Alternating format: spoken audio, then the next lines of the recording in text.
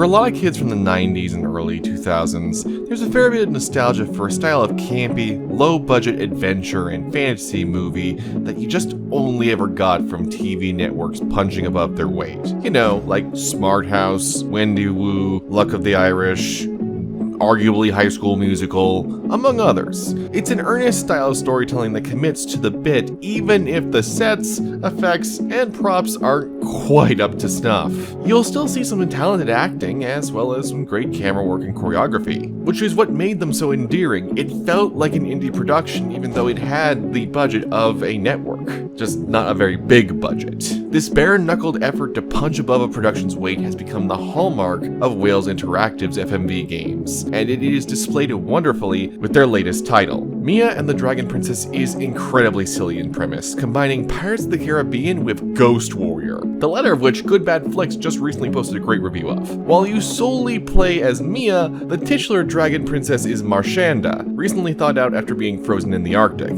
Marshanda is a former pirate captain who left her gold to a fellow female pirate, with the intent to reunite after escaping the law's attention. Instead, she overslept longer than Captain America and wakes up in Bristol, de-thawed and bumping into our amateur barkeep, soon-to-be-turned amateur adventurer, Mia. Mia is surprisingly moldable from the moment you start guiding her. While you don't directly control everything she says, how you mold her stats through your actions can change her automated responses as well. It's possible to make her be an unworthy prat, a clever puzzle solver, a brave warrior, or an extremely empathetic person just keeping the group together. All of this is paired with a ton of unpredictable variables like an MI5 operative with a wounded hand and a sour temper, a mafia boss restaurant owner, and an eccentric tour guide who just wants to live through all this. There's also a random American tourist that seems like she has some sort of agenda, but in my playthroughs so far, it never became clear what that was. You've also got your boss, who's remarkably likable for the owner of a crappy historical dive bar from the pirate era. It's fair to see that he and Mia have the best chemistry and deliveries, which is saying something given Paul McGann, Doctor Who himself,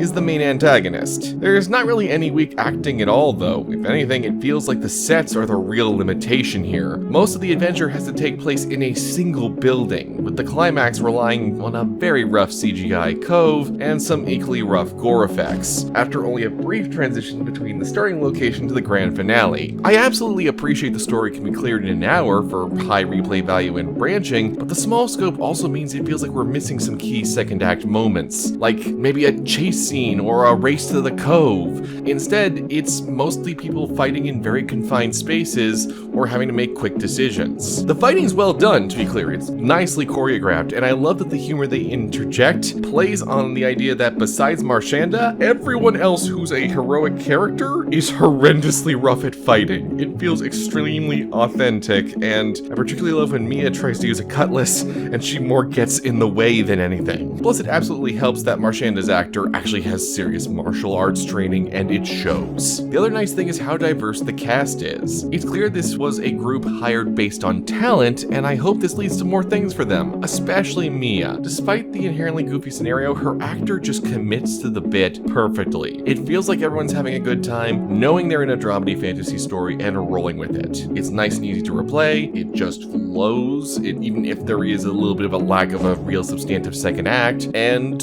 yeah, I could easily see someone just sitting down and popping this in every now and then just to have a good lark. Seriously, it's a wonderful time. There's a free demo, and like all Wales FMV titles, it's on pretty much every major platform you can think of. If you miss things like Disney Channel original movies, but wish they had some swearing, hardcore action, and deadly traps, then this one's for you.